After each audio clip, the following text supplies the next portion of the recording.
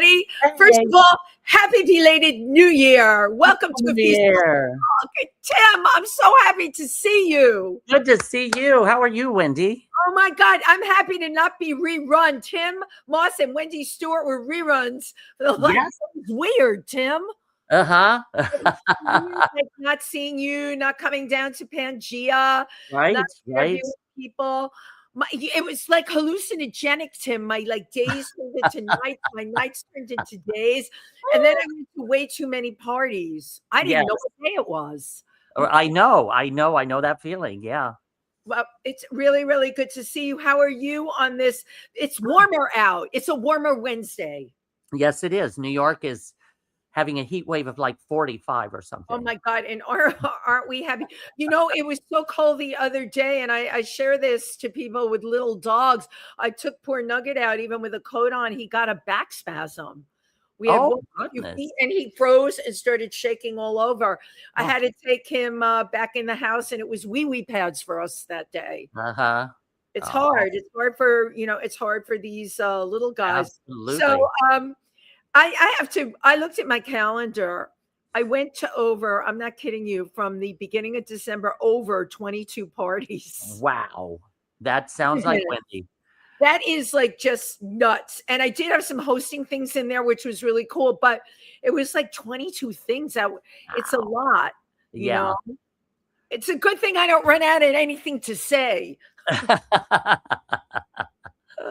When you're doing that, you have to really limit your alcohol. I'm not a big drinker anyway, but there were some nights I only had cranberry and ginger ale. That's my new go-to drink. Yep, that'll work. That works.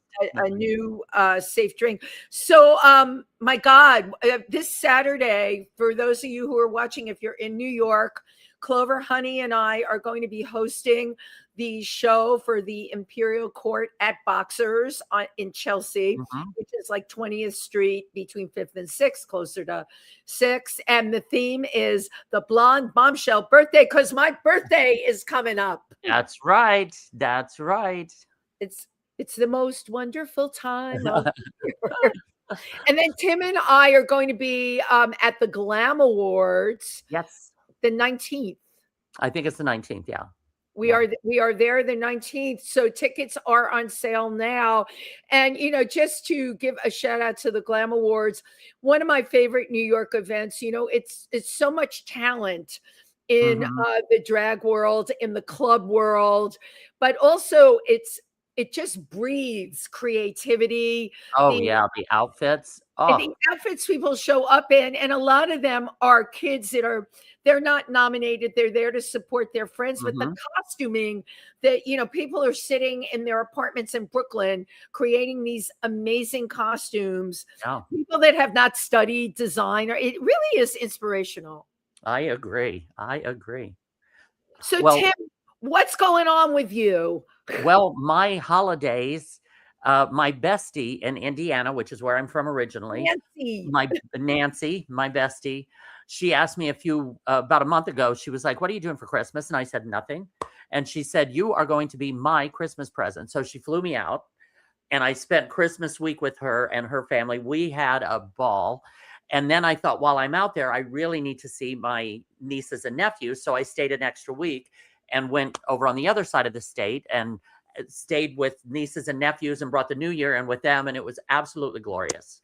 It was just so much fun, and just some family time and between Nancy and my nieces and nephews. And it was wonderful. It was really, really fun. Well, you get out of the whole frenetic thing, that when you live in New York and you're in the entertainment industry, it really is frenetic. As you know, I spent time out in Pennsylvania. I feed 22 species of birds out there. And I literally, in some of the mornings, spent 4 hours in front of I put in this giant window, and I've got 6 feeders out there. And I have to tell you, it's like Zen, right? You feel yourself completely relaxing. And I'm sure when you're in the Midwest, you're away from all the craziness that we're subjected to here in the city. It was like I completely forgot there are this type of existence in the world still. I know. And like Nancy they have a feeder. Her husband Steve has a feeder in the back. So her daughter Hannah and I were just sitting at the window, just looking at these birds, and they had cardinals, those bright red cardinals Gorgeous. in the snow that came out, and just, oh, it was so gorgeous. Did you guys have a lot of snow there? Somewhat. Not, it wasn't really bad, but there was some snow. Yeah. We had in Pennsylvania about 5 inches. And what Tim was saying about seeing the cardinals up against the white snow, I also get 3 kinds of woodpeckers. Oh, and nice. the reason they're so colorful, the reason I get them is I make this special bird mixture. I put fruit and nuts in it, and that is the way to their heart. Please share that with your friend Nancy. Yes. Tell her if she wants a pecker, it's fruit and nuts. I will remember that. Of course you will. So I was thinking of how did I want to start off the new year, and I wanted to guess it was like fresh, dynamic, and of course somebody from the Explorers Club, because I love having people from the club on this show. I love showcasing them because of the work they're doing. Often, if you're not a member of the club and if you don't go to our lectures there, you'd never know what people are doing. And some of it is just so cutting edge. And I know a lot of people, I have to bring this up, are very down on everything that's going on, quote unquote, out there. I, because of the Explorers Club, have met the people that are affecting out there in such an incredible way. And that brings me to our guest today. Our guest today is keen on ocean exploration, adventure therapy, and veteran advocacy. All right. Our guest today is owner of Breezy Seas, and that stands for Science Exploration and Academic Support. She's also going to fill us in on her latest project, which is called Torpedo. I'm not going to give it away. I love the title of it. She's going to tell us all about it. And she's somebody that I met at the Explorers Club that I wanted on for a long time. She is Captain Breezy Grenier. Come right on here. I love that you have Captain in front of your name. This is like so well, and deservingly so. And deservingly so. Have you because I don't want to stereotype, but you're so pretty, so dynamic, blonde hair, and when you hit them with Captain, have you, like, what's the male reaction a lot of the time? It's more my height opposed to just being the woman. That Who is this tiny little She's chick? tiny. Yeah, right. Just the Captain, right. Yeah. But after I show them that I know my stuff and that I know the boats and everything, then I get full respect. And then there's a lot of people, I don't tell my guys to call me Captain. I'm like, just Breezy's fine. But more and more will just call me Captain. I'm like, cool. But I so totally, how tall are you? 5'2.5". 5'2.5". And she's running the show on the boat. I love that. I love that. Well, we are so happy to have you here. It's so great that you're here today. So how did you get into the whole maritime area? That's always a good question. I kind of blame my parents as a joke because we had a beautiful pond on our property. And then I would go visit my grandparents and family throughout the coast. So I'd be going to North Carolina on the Outer Banks, down to Florida. So it went from a pond on our property to a lake in high school to the oceans. I love that, Tim. I love that progression. She started with a pond. I mean, there is a huge difference. So for as long as you can remember, you've had an affinity or an appreciation for the water. Oh, absolutely. I have to share this with you, Breezy. I didn't learn to swim till I was 10. I couldn't get one of my feet off the ground. And part of my apprehension about the water, I remember going to see a psychic, I think with my sister when I was 9. And I remember her telling me, you're going to die a watery death. That's that would do it. Who knows? Maybe I would have been Captain Wendy. I don't know. But there is a certain amount of courage that is required to trust the water and to work with it, to learn to swim. Yeah. And you have certainly mastered many, many aspects of water. Who would you describe yourself because of who you are and what you've done? And you're an explorer. Are you fearless? Yeah, there's a fine line between some of the stuff is fearless and stupid. Right? I'll dive right in. But Breezy will dive right in. And I talk about this. I love that. When I give tours at the Explorers Club, I'm like, and I tell stories of explorers that did some really stupid stuff and went on to become president of the club. Yeah. There is that. There's a fine line that makes somebody a dynamic like that. When did you realize you were going to have a career in this? So a lot of it was adapting to taking care of my mom, who was sick with neurological Lyme disease. And I knew I couldn't get a full-time job. So then I became a contractor. And then I always worked seasonally since I could remember. So tying all those things together just created a really unique opportunity. But the perfect fit for you. Yeah. The absolutely perfect fit. So as far as a contractor, explain, like with construction or... So I work with everything from government, academia, and industry, and I'll do everything for science support to creating training programs, helping develop education and outreach, help get funding for projects. It's like consulting. Yeah. And Tim, like in our industry, it's like you and I are freelance. It is basically a form of freelance where you're but you have to have a lot of flexibility and understanding of these different industries and what their needs are and how to create that. Yeah. And that's what it ties in, is a lot of people don't realize what the blue economy encompasses and that there's a lot of similarity between all these different industries and work. Let's you just threw a buzzword out there, blue economy. My first time hearing this. Let's talk about the blue economy and what it is. So the blue economy is really any work that involves our oceans, but everything that can lead to the ocean. So it might be work up on a stream to in the rivers leading to the ocean, our coastal communities. So it's everything from tourism, shipping. I just had a mind blank. It's all the things that you're involved in. Exactly. Right. So maritime recreation, sports, everything's tied people in. Like Tim and I don't think about this ever, which is why you so completely fascinate me. I mean, now that you're mentioning it, tourism, that's a big one. Yeah. But it is a very big real economy, the blue economy. Yeah. I am curious how the blue economy is being affected now. I'm hitting you with this one right out of right out of the gate. Climate change. How is that? Because you've seen it, if anybody has. Yeah. Well, a lot of it is a lot of people are taking what they know from land and trying to apply it to the ocean, where you can't really do that. We can take from what we know from the oceans to apply to land. And a lot of people don't have the skills or knowledge to work in our oceans. So it's one of our most dangerous environments.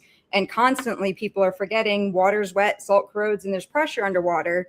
So we're trusting them to collect this data, to go do this research. And a lot of it is coming back kind of with it's not correct. Yeah, it's not as correct as it should be. So you obviously have a background in this.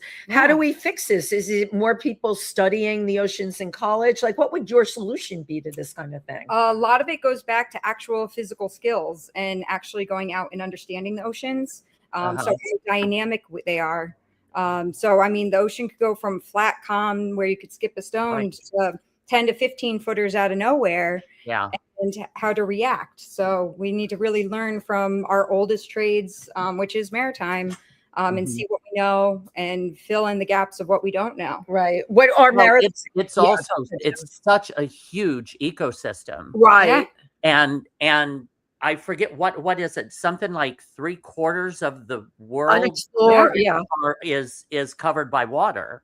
Right. I mean, it's a huge mass of our planet that is covered by water, and in a way the least explored and the least understood, because under these oceans you have hills and mountains and valleys and all of that. With the movement of the water would be different than, like you said, in a shallow place where you can skip rocks, so at what point did you realize that you were going to make this big, it is a big career commitment? Because I know you were turned on growing up to, oceans and stuff like that, but there's a big difference between loving the ocean, right? We have a lot of people at the Explorers Club that are great divers and they love the ocean, but you've really made it your career. What was the deciding factor for you?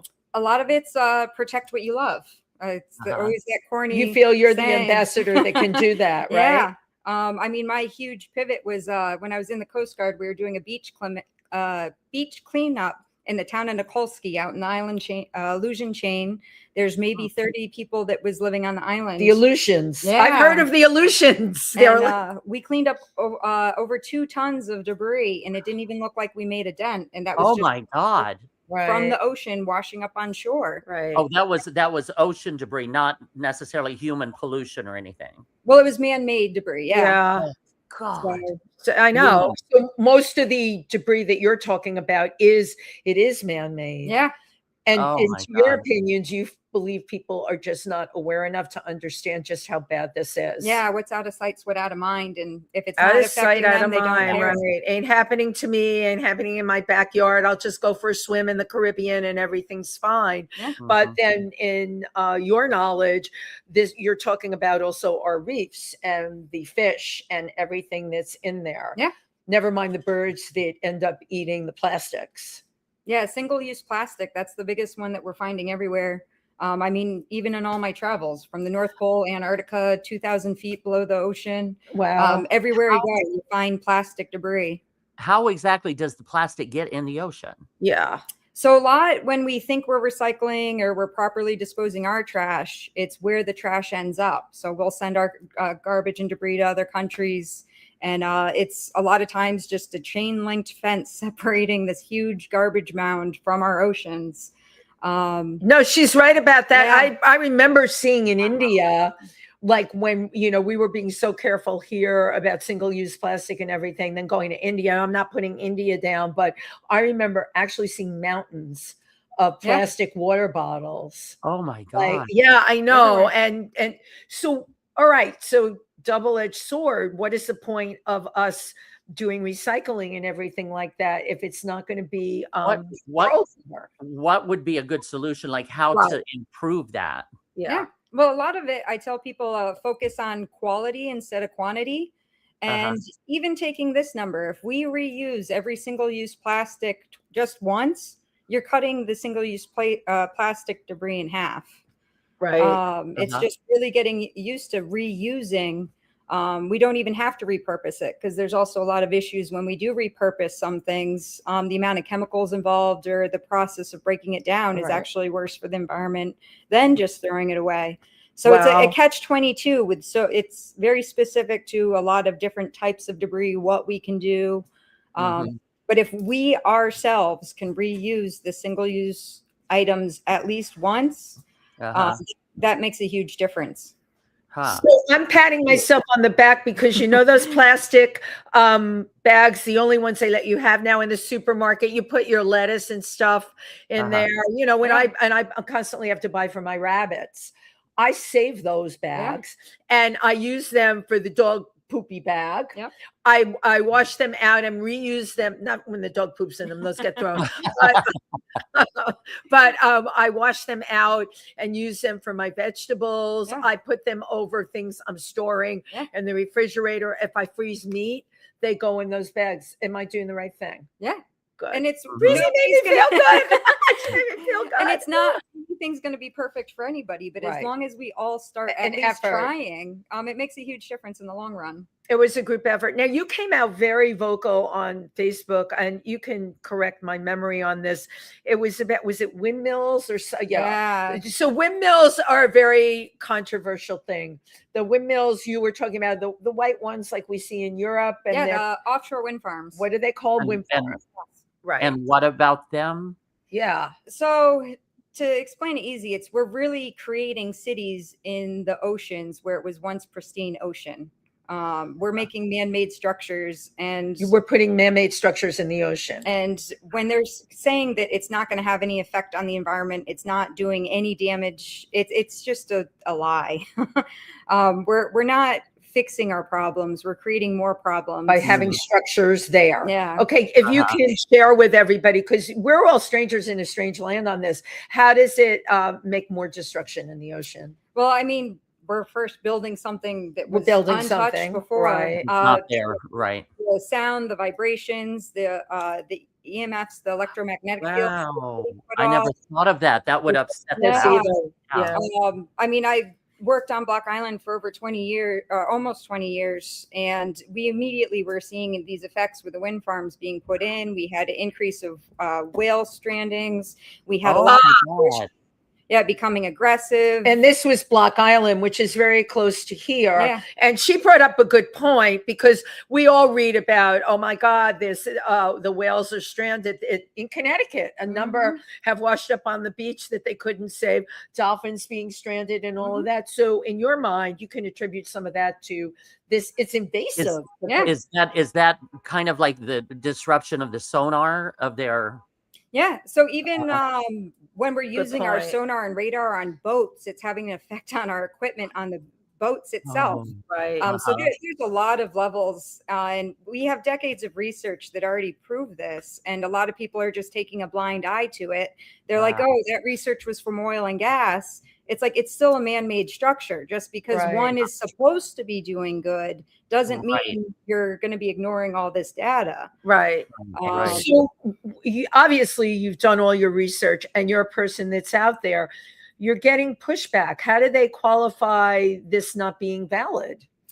It's their claim is what little data they say. You can view it with statistics, and they're ignoring the massive amount of other data that we collected. And just because you took the data for one reason doesn't mean it will for the other. It doesn't apply. Yeah. Right. You're seeing a much bigger picture. I love your train of thought, because often with statistics and data and stuff like that, and we get hit with it all the time, not just about the oceans. I look at it and I'm like, wait a minute, this is a bunch of bull. I tell people, like, with all the things going around right now, my sister always likes to hit me with the numbers. I'm like, Joy, I do not look at the numbers. Here's how I meet in a week over 100 people. If 10 of them came down with the flu, guess what? I know there's definitely a flu. I have to. That's my lab. My lab is New York City. Sorry whether anyone agrees with me or not, But you have to take the practical, and you're the person that's out there. Yeah. And a lot of us that work out in the water, and especially in that area, we've been raising the alarm since day one. What is day one? Tell us from what time. This was back 2015-ish. Wow. But they were doing an increase of hydrographic survey data before that, which was also affecting numbers. But when you put all the pieces to, especially in the ocean, there's no such thing as a coincidence. It's always something having a direct effect on something else. It's just finding out what. Right. And too often when we're taking on these huge conversations, so especially climate change, we're ignoring everything else and only focusing on one. But it's like, no, you're putting all your cards in one basket. You really have to look at everything else. A big picture. Yeah. Right. Especially in the oceans, how everything is interconnected. A lot of people get so focused on one thing, they're ignoring everything else. Right. And that's the biggest problem. They're trying to say they're just whitewash it with climate change. I'm like, there's a lot more to it. Climate change is a huge component. So if you take climate change and you want to improve things in the ocean, right? Because we all know the temperatures of the ocean are rising. We know you've been to Antarctica. We know it's affecting things. We know in the polar areas, the glaciers are melting. What would you as a person add to it? You're a sensible girl. Let's hear what you have to say. The biggest thing is how we're diverting the natural course of water. That's having a huge effect on our climate. And I mean, even how we have so much water stored in bottles and stored and removed from the water cycle. That has a huge effect on our climate. We're able to change and affect things. By the storage of water. I never thought about that. I didn't either, but that's true, because that's taking it from the source of, like, going up to the clouds and coming back down, and like it's tapping into that volume. Yeah. And then the biggest one, we have tons of pharmaceuticals going into our oceans. It's affecting fish populations. It's what was originally docile species and turning them aggressive. The amount of shark attacks have gone through the roof. You have to ask yourself, what is the reason for that? Let's get to the pharmaceuticals, though, because I don't know anything about this.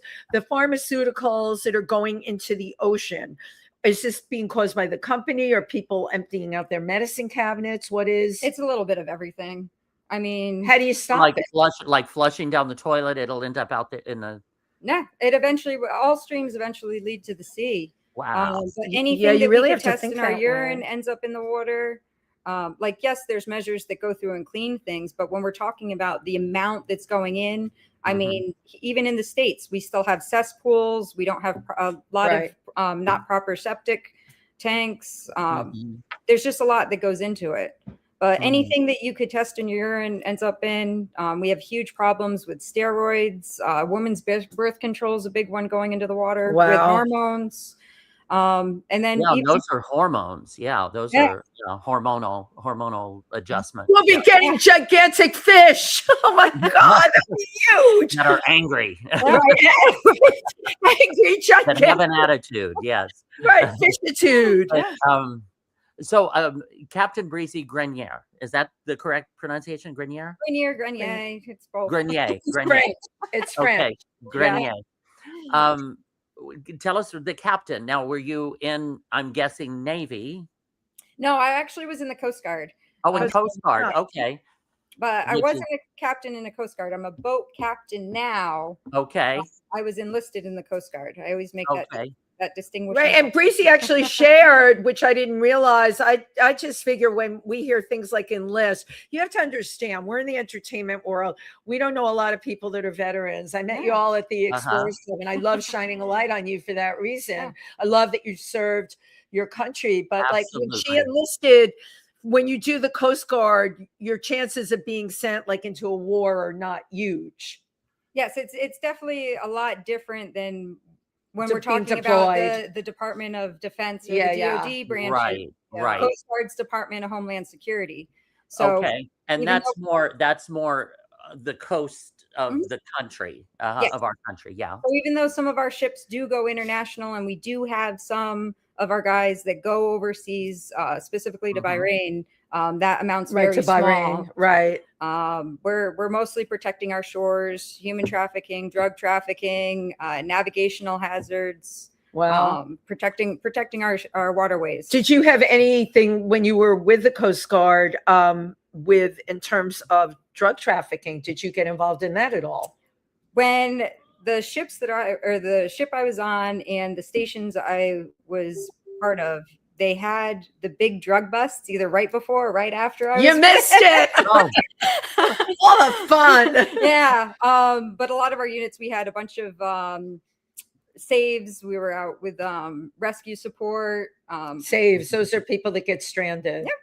Did you also get human beings that were like leaving like Haiti? And we all read those stories. And not so much where I was. Boats of people, though. You hear about that all the time.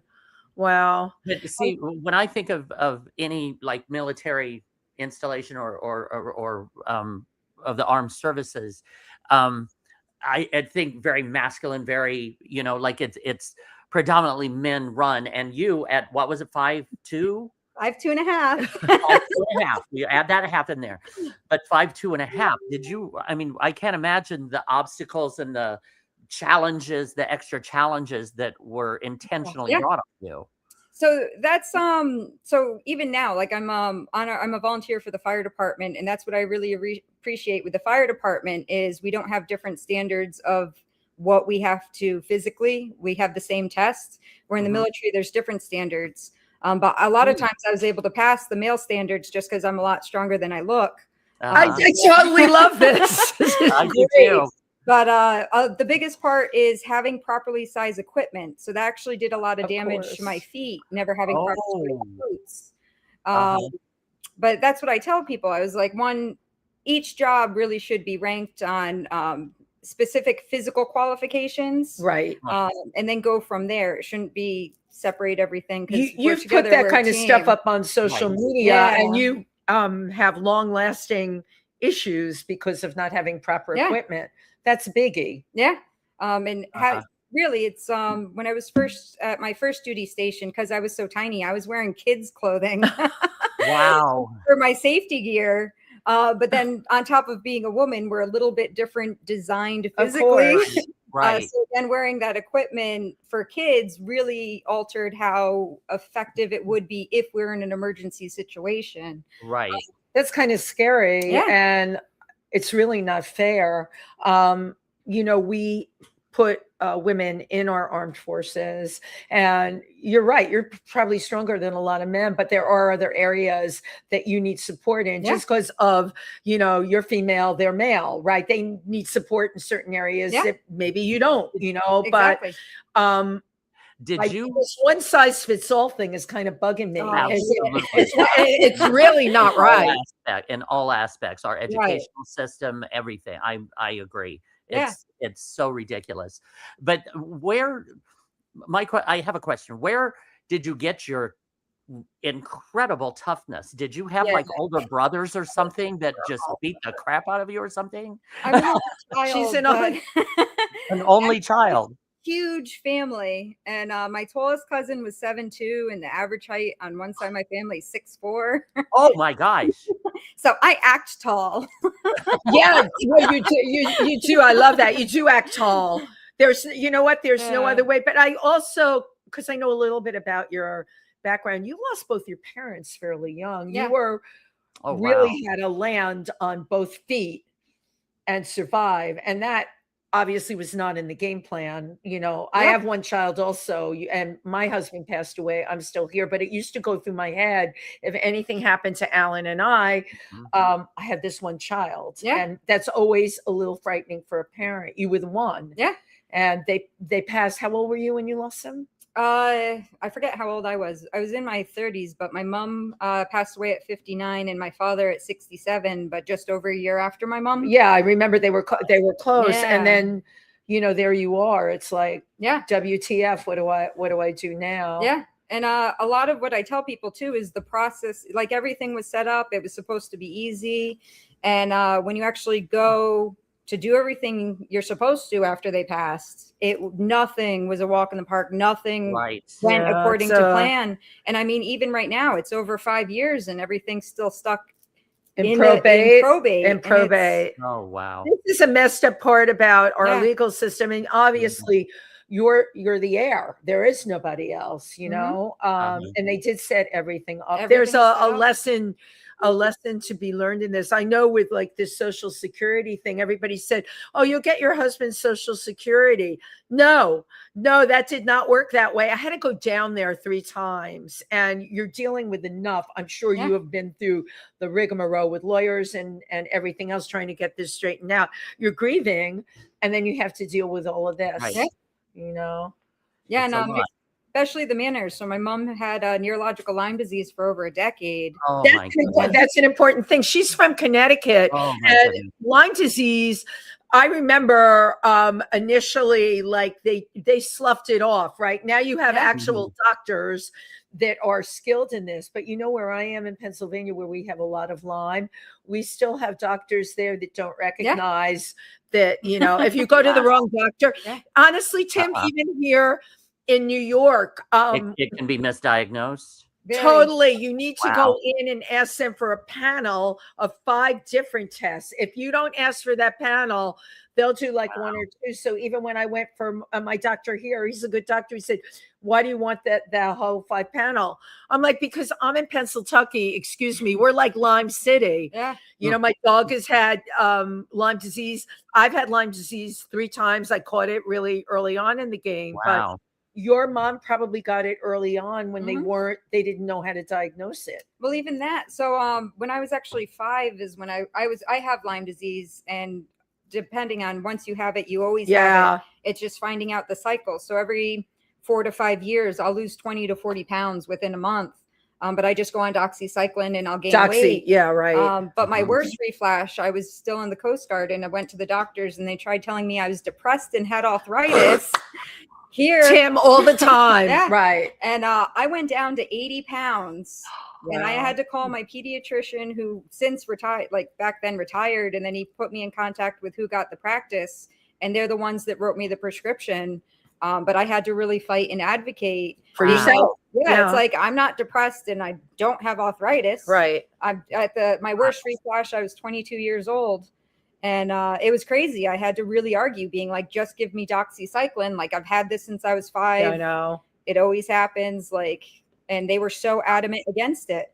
Tim, it's so stupid because I have friends even now. My other Timothy, you know, he had to go, he went to the doctor and he's like, I was bitten by a tick. He had the bullseye. Sometimes you don't even see it, but you get the symptoms, right? Yeah. And he had a fight with that doctor. And he ended up leaving that doctor, going to another one. The guy said, I'm writing you out the script for Doxy. We're doing the blood work, but I'm writing you out the script for Doxy. Yeah. It is amazing to me that you have to advocate for yourself in this day and age. Wow. And even with my mom, they just wanted to throw her in a nursing home. And she was 49 when she was. Oh, my God. First really went. And she was almost immediately straight into hospitals, month at a time, severe dementia. She was in full care. Oh my goodness. And they just wanted to drug her and not take care of her. I was like, she's obviously Irish temper. I was like, you can't. We love that woman in a nursing home, especially with how young she was. Right. Wow. Yeah, they just want to kind of cover the symptom, but not go after what the cause is. Right. So you're taking care of your mom.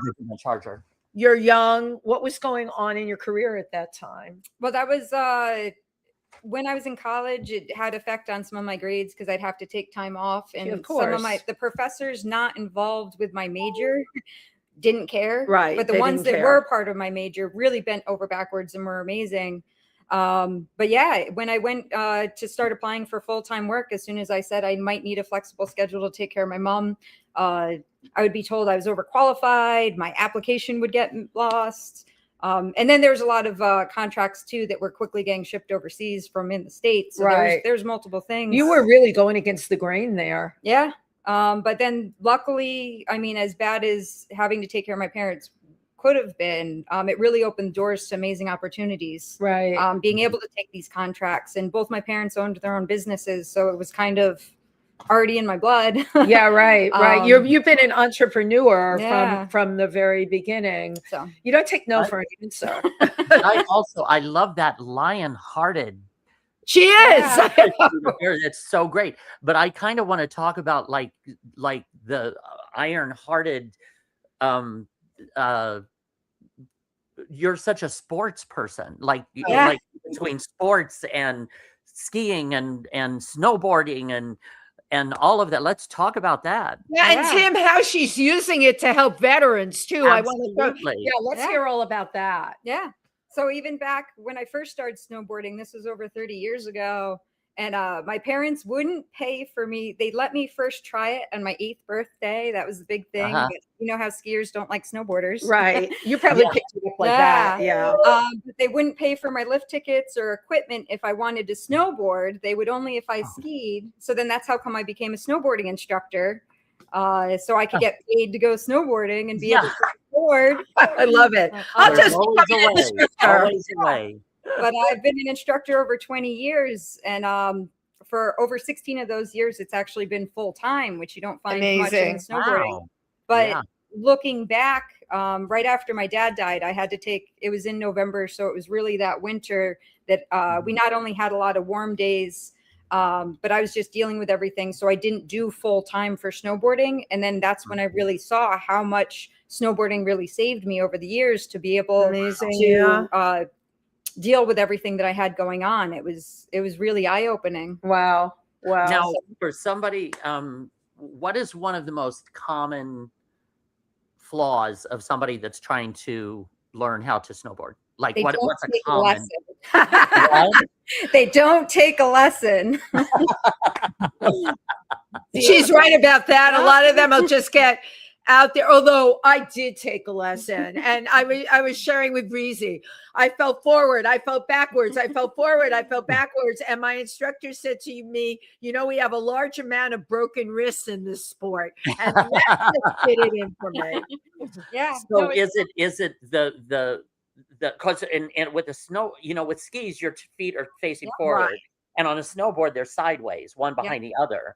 Which kind of it's a little different type of balancing act. And it's like this. So snowboarders did it right the first time. We designed the board to work with how our body moves, but the hardest part is getting used to going sideways. So that's why you'll hear a lot of snowboarders say it was like an on-off switch. They all of a sudden was like, oh my gosh, I can get this. Once it clicks. It clicks, training your brain. It's okay to go sideways. Uh-huh. So all snowboarders can ski. Very few skiers can snowboard. Right. Interesting. Because again, they would carry that knowledge of skiing this way down. Exactly. Right. To turn sideways, because that's more like surfing. Yeah. Longboard skateboarding. It's like surfing on snow. Yeah. Longboard, skateboarding, and surfing. All things I will never do in a million years, but we're happy to have Breezy here to share it with us. You've been able to take your athletic skill set and help veterans that are challenged. Yeah. Tell us how you're doing that. So we do a lot with promoting adventure therapy. So one of the programs we have in New York, we have Hudson Valley Shred Vets. So it's a snow sports peer group that we provide lift tickets, rentals, and lessons if you need. Wow. Getting time on snow. And then also in the adaptive community. So people that have either visible or invisible injuries, we'll provide the additional equipment or modified equipment or just changing the technique to make it work for them. Amazing. On the snow. Yeah, it's a really amazing. What are your success stories? I'm sure you have some success stories. Well, especially getting in the veteran world, my new favorite one is, I made sure I brought back my student with all their legs. But the best is just getting that adrenaline back. We have people that were locked in their homes, refusing to go out, for over 10 plus years. And then we finally get them on a chairlift back outside, especially in the winter months. Yeah. And now that completely changed their social aspect. They're back out. They're getting involved with not only just snow sports, but other programs. And it's amazing. Well, and just that whole freedom of just going down a slope. Right. Yeah. Yeah. But I think this is so important what you're doing. You had a friend come to the Explorers Club. Yeah. That really gorgeous guy in a wheelchair who went on. He started making breaking records. Yeah. Yeah, my friend Justin Wolf. It was Justin. A shout out. Yeah, a shout out to Justin because I followed your career. He's amazing. Yeah. Were you the first person that got him out there? No. So I met him at the program. He wasn't one of my students, but he's just an amazing person. So of course we became friends. And then he had an event in New York. So that's how we ended up coming to New York. You know what? God bless you for doing this. I like to shine a light on veterans any chance I get because I feel all too often these are people that are sacrificing. They're getting out there for a country, and then it's over. I remember I grew up during the Vietnam War, and the people that came back to my neighborhood in the Bronx that were completely messed up for the rest of their life. And there was nothing done. Yeah. And it was perfectly okay. You know, often in cities, you'll see vets on the corner begging. Mm-hmm. That should not be. Absolutely. So when you're doing your thing, when you're supporting these people, how do you raise funds for this, Breezy? So there's a lot of different ways. Sometimes we'll get event funding through grants, but a lot of it's relying on the public, and a lot of the organizations. Mm-hmm. So they'll either help donate equipment, they'll cover the cost of the lift tickets. So if there's any lift ski areas that want to give us some tickets on a weekend, a lot of our guys can't make it on weekdays. Mm-hmm. But yeah, there's a lot of small things, especially now trying to even get funding for people to get to the location. Right, I was going to say. But yeah, there's multiple ways and a bunch of different kinds of projects to get involved, being able to fund them. And these projects are still going on. Has funding been held back for the veterans in any way, shape, or form? The projects that I'm working on, I'm lucky that we haven't had any good. With our That's funding. Great. That's good to hear. So, it's just pushing forward and getting the awareness out. Yeah. Well, as we say, is getting the word out. Now do you organize like outings, like we're going to go here and then transport you up to this slopes, or is it come to the slopes and I'll teach you how to do, do you have different types of outings or? Yeah. So, with Shred Vets, that one is if you could get to the mountain. We also can arrange carpooling and everything. And then that's when we provide lift tickets, lessons, and rentals if needed. But then I have a project that actually it turned in. I was going to be one of my friends plus one. She was a retired Army JAG officer. What's a JAG officer? She was a lawyer. Okay. And yeah, so she invited me to be her plus one on a cultural exchange to Argentina. But then we found out that the program we were going down to didn't have any veteran-specific programs. So we brought a huge awareness with it. We were working with the Argentinian government, their military groups, veteran groups, and it really just turned into an amazing, huge opportunity that was filling the gap. And that was we created the project Valor Without Borders. And it's getting bigger and bigger. So you've actually partnered with them down in Argentina on this. Yeah. And the potential of this to be a world project is really, really huge. And we got in contact by other countries. Yeah, I was going to say. Yeah. And it's huge because a lot of people, especially within the VA system in the US, it's a very drug pushing front. And a lot of us are just like so done with pharmaceuticals. We're like, stop.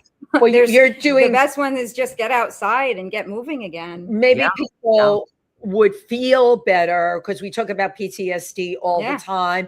Maybe people would feel better if they could just get out, do their personal best, get their adrenaline going. I mean, that's not going to work for everybody, but you're 100% right. Having those supportive programs are amazing. Your friend, his name is Justin, the one who I met. Yeah. I mean, this guy he was just like the energy, the charisma, the joy. And I have to believe that there's a lot of other people like that would be amazing ambassadors for what you're doing. Now you're, and also like, I'm guessing that they're tailored to each person's specifications, like the limitations that somebody might have. Yes. That they're all tailored to people's specifications. Letting people know that there's all these different tools, options. Absolutely. Yes. Now, have you connected with the Paralympics in any way? Have any of the people you've worked with qualified for that? I think that's outrageous, by the way. I love it. So I have a lot of friends that actually are Paralympic. Sweet. So they'll compete with the Invictus Games and the Warfighter Games. Oh, wow. There's so many different names and they're all almost the same. So I don't want to get. I know. And that happens a lot. But I would say, tell me if you agree with this, that across the boards, we've really raised awareness in terms of this. Yeah, absolutely. Right. And that's the thing, especially within the veteran community, a lot of the technology that helps people become mobile again really helps the general population as well. So we're testing it out on veterans, and then it helps the full community. So it's two birds with one stone. No, exactly, and it's a win-win for everybody. But that would also just bring so much joy to so many veterans. You know, that it's kind of a feeling of accomplishment, or feeling like maybe that they can do more than what they thought they could do. And it just kind of reinstills some confidence. I love that so much. Yeah. And bring back value to how people perceive themselves, right? Yeah. And most of us are adrenaline junkies anyways. That kind of leads into you're an adventurer. You're again, that lion-heartedness in you. I love that. Which I'm sure you've had choices in the past, like where you decided, let me try this, let me do this. Give me an example of one that worked and one that didn't work. Yeah, I like that. For different equipment or whatever. Like if you're you're going to be like, I'm going to go out and try this. Let me do this. And especially on the East Coast, we don't have as many ski bikes available. I mean, there are, but they're a lot more popular out west. So this past December, I got to go back on one, and it was like a year or so before I originally got to try one. But even just the technology change within those couple of years, it was just so impressive. And the student that I had, we were already on blues within 2 hours. Blue terrain. Wow. Blue terrain. And it was just able to give him a rest from regularly snowboard, take that day off. And they're called ski bikes? Yeah. I don't know anything about that. With the long, tall stem and the ski, correct? Yeah. Where you actually just ride. It's like a bike that you ride, but it's on a the ski. snow. But there's so many different equipment out there that's they now have sit down snowboards, which is huge. Again, the whole fight with the skiers and snowboarders, the same. So wait, this is for like someone like me. There's a sit down snowboard. I'm sad. That's why I love this show. No falling forward, no falling back. Well, hold on. Is the seat cushioned and heated? We can make it cushioned and heated, probably. Tim, this is your game too. This is so perfect. My oldest student was 98 years old. There you go. You're not even close. It's so perfect. Not even close. Where are that. there any mountains? I'm loving this conversation. Are there any mountains where I can go rent this equipment? The sit-down ski is really, or I'm sorry, the sit-down snowboard's over in Finland. I got to go to Europe Finland right now. God, it's cold over there. Yeah, it's really not taken off in the States yet, but it should, especially in the veteran community. We have such a higher percent of snowboarders than the civilian population. Wow. So if we can offer a sit-down snowboard opposed to sit-down ski, there. a lot more guys will sign up for the sit-down snowboard if their injuries don't allow them to walk or be standing up for long periods of time. Right. But the equipment advancements is just really amazing. I love that. I wouldn't have known that unless you were sharing. It's important. Yeah, my question when I was saying about the Lionhearted and this and the adventure, even went to like water. Like if you ever like, let me dive off of this and see what happens. Something outrageous. You took a risk. that you did where you took a huge risk. Like what was the outcome? Maybe one that did pay off and one that didn't quite pay off. He really wants the one that didn't pay off. He really wants that one first. I do. Which time did I not die? That's it, Breezy. That's what Tim really wants to know. Like, which time did you not die? What did you do that was outrageous? Well, I mean, if we're going to stay with snow sports, the funniest is or diving. Yeah. So I have a TBI, so traumatic brain injury, and I never thought of it as a TBI. And of course, we called last run when we were at a ski area up in Canada at Mont Tremblant. Oh yeah, it's cold up there. Yeah, I called last run. All my friends that I was with, they were much taller than me, and they were also on their park boards. And I'm usually very cautious when it comes to doing tricks. But they all hit this natural side jump on the side of the trail. It's like, all of them hit it. Like, I'm just going to do it. I wake up facing uphill in a pool of blood. Forgot English. Wow. I always thought of it as just having a really bad black eye. I didn't think of it as a concussion. I didn't think of it as a TBI. That's how you got a traumatic brain injury. Yeah. Oh, my God. A helmet on. I don't wear helmets. That's my God. Okay, so we need to backtrack here a little more bit. of the adventurous. Yeah, that's essential. You did it without a helmet. Yeah. Wow. I'm part of the group that oversafe is becoming unsafe, and we're putting people in protective bubbles, not allowing them to know their actual limits. And when they, especially with helmets, people are like, I'm wearing a helmet, I'm going to go do something outrageous. I shouldn't. Right. And they think they're safe and they're not. So we're getting a lot more catastrophic injuries, but we are having a lot less minor concussions or minor injuries. But there's a lot of people that they're like, I'm wearing this safety equipment. I could do anything. And that's not the case at all. And especially because I'm so tiny, it was so... I mean, they never had helmets, especially that fit all my hair. It affects my vision. It affects my hearing. And I'm like, that's more important to me than it is having all these extra safety layers. Now, if I'm riding park or going in the glades or doing something stupid but fun, I will wear the proper safety equipment. But for just regular day-to-day, I'm not going to wear it because it actually makes it more dangerous for me. Interesting. Because again, affecting my hearing and vision. So I get a lot of pushback, but I'm not going to take my own safety and put myself in an unsafe situation. Well, and you definitely dance to your own drum. Now, I really wanted to talk about, you have a documentary series that you're working on. Yeah. Torpedo. I love that, Tim. Tell us what Torpedo stands for. Torpedo. So it's the Tactical Ocean Reintegration Project, where we're exploring diagnostic options. So we're going to. Can you put that in English, like for me, Tim, and anyone that's watching? Yeah. What is that? So we're getting veterans going back into the water. So we're going to be doing scuba diving, fishing, surfing. Nice. Tons of different fishing, but tons of different water activities. And we're doing it to show the healing power of our oceans and really activity. And at the same time, we're going to be looking at how it's affecting us as humans, and then even the environment as well. So we're going to be diving into the electromagnetic fields, microplastics, noise pollution.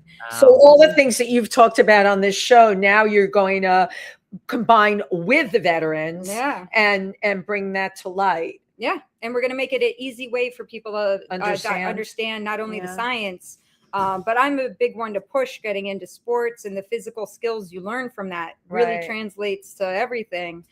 We need more people getting outside and moving. I love that. And if you're out in the environments that are being affected, that's going to show them firsthand what's going on. Where are you filming this? So the initial documentary series, we're going to be filmed in the southern Northeast. So Massachusetts, Rhode Island, Connecticut, New York. But how we have it designed is each episode is going to be a pilot episode that we'll be able to have for a full series. And then that's when we'll expand it around the US and then internationally. It's it's an absolutely great idea. Yeah. You know, I constantly feel, and I talk about this at the Explorers Club, and I said that to you, when we're there, we're preaching to the converted, because people that come to our lectures, most of them already know about this stuff. They're curious, they're interested, but there is a huge gap. We all know this out there in terms of what people know. And I think by Breezy bringing this down really to basic things, right?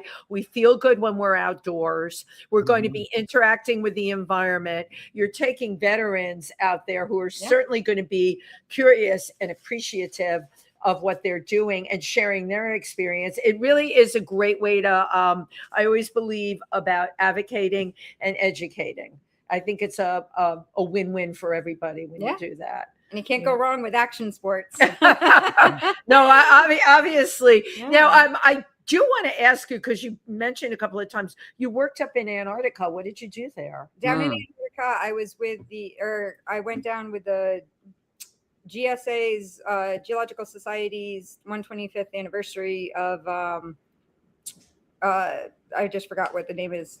But no, I was a student going down on the program. So we were learning how to do science in remote regions, specifically in the Arctic. Yeah. What was that like for you? Were you out on glaciers? What was it? So we did a little bit of glaciers. Part of my degree is geology. So we were doing a lot of geologic testing. Mapping. You did mapping and probably sampling while you were there. And then everything's always tied into visual observation. So marine mammals, birds. Wow. Just everything that we could incorporate within that. But it was really just giving us the initial skill set of what we could do as students in the future.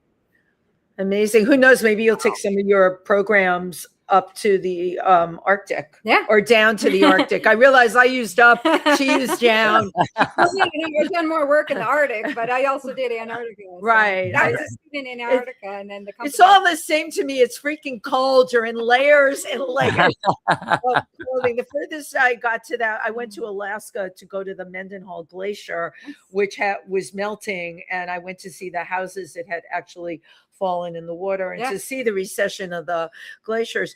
With your experience, and we are talking about the earth warming and climate change, if you were going to give like words of advice even to scientists, what would you tell people to do? What can we do? The biggest thing I really think is the plastic waste and pollution. And it's not just all plastic. Like plastic has helped us save and reuse a lot of things. But it's really just changing, going back to quality instead of quantity. Do we have to replace our phone every year? No, we can take care of things. Right. I mean, even the biggest, I'm huge into consignment and thrifting. How much clothes go into landfills? Like there's a lot I've heard that. Repurpose and reuse. But should I mean, I want to ask you about that. You know, we all think we're doing a good deed when we give it to Goodwill or consignment or whatever. But are we doing something bad? Is it ending up in a landfill in Africa? You never know. So it's finding out where. Wow. It's really just following the line. Is okay. This is where I'm sending it. Like a lot of recycling centers really aren't recycling as how we think they are. It's getting shipped somewhere else. Right. So asking these questions, finding out, okay, this is where my garbage is collected. Where is it actually going? Right. It was brought to here. Where is it going from there? And just keep following the paths. See where it takes you, because there are some companies, resources that are doing great things. Can you name some of those companies and share with us? I don't know off the top of my head. Yeah, but there are companies that are following where these things go to. Yeah. Well, now, where can people find out more about Captain Breezy Grenier? So I mean, I have my website, Breezy Seas, but it's very outdated. You're on social media. Yeah, I'm on social media. So the Blue Vet is on my Instagram, and then the Blue Vetrepreneur is on Facebook. And then I'm on LinkedIn, and then. And on Facebook, your name just comes up. Yeah, and she's with a name like Breezy. She's an easy Google. You are. Everything comes up. Well, we also have a couple of comments today that I can never see them. There's a couple here. Just a second. Oh, it's Rose. Love you, Rose. Hello, Rose. Is Rose is our LA girl. She just got back from California. She was there. My Breezy is a superwoman, and Rose is act tall. Talk attitude. I love that. And of course, our wonderful friend Suze, who's a designer. Suze is a great designer. She does costuming, regular clothes, dogs' clothes, but there's an area that I think Suze would be so amazing in. We actually have for exploration designers that are taking, you would probably know the materials, Gore-Tex, and a lot of the materials that are being used for exploration, where people would like to look really good when they're out in the field. And Suze, there's a definite future in that. It definitely is. Yeah, I always have my ECAD dress statement. 1 year was all the plastic pollution, and then last year was the offshore wind turbine debris. For ECAD, for people that don't, that's the Explorers Club annual dinner, where we get people from all over the world for that. We get amazing people that speak, scientists, astronauts, filmmakers. But Breezy wore a very controversial dress where a lot of people had on formal gowns. Breezy, can you describe for everybody what your outfit was, please? Yeah, last year, my gown itself was a consignment whale printed dress. And then on top of it, I had the foam debris from the offshore wind turbine that imploded off of Nantucket. The bird feathers, the red flashing lights. Wow, what a statement. Fiberglass. I made the fiberglass into earrings and a necklace. I don't recommend doing that because I had a really bad rash. I was going to say you probably got a rash. But you made your point. Yeah.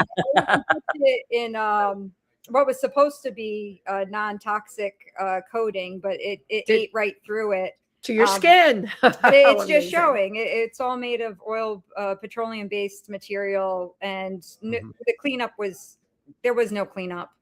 There's still debris from the wind turbine washing up on shores, and this is 2+ years now. Right, and it's still happening. What was the reaction to your dress? A lot of people were really excited when they thought it was just marine debris, because my one from the year before was strictly plastics, and a lot was focused on the top toxins polluting the waters. But as soon as I said it was the offshore wind turbine, a lot of people were like, "You're setting a bad example for the green energy wave." And I'm like, no, this is what's actually happening out there. Just because it's a different material doesn't mean it's not having the same, or in the name of something green and effective doesn't mean it's having that effect. Right. And I think it's important to get what I love about you get people thinking, whether they agree or disagree. You shake it up for them. And I think that's important. Provocative. Yeah. Thought provoking. Right. Exactly. We cannot. And I can't wait to see what you wear this year. Don't tell us yet. She's got it all planned. This one's going to. I don't know if it's going to out-top the offshore wind turbine, but it's definitely going to make a statement. So I'm excited. Wow. That's like amazing. Maybe she'll show up with an angry shark. You never know with Breezy what's going to come down the from pipe. The pharmaceuticals that are floating around. right, with pharmaceuticals strapped around its neck, right? You have been absolutely delightful. Oh, yes. Captain Breezy Grenier, thank you so much. Yeah, This has been an thank you so absolute much. delight. Thank you to everyone who tuned in today. Thank you. We hope you missed us. We missed all of you. And now we'll be back with our regular programming every week. And it makes me feel really good to say that. For the beginning of a new year, everybody, take your optimism with you. Okay. Yep. And for those of you who think this is not working, that's not working, there's all kinds of things each one of us can do. Our guest today, Breezy, certainly shared that with you. Okay. We all have ways that we can affect things out there in the world. Absolutely.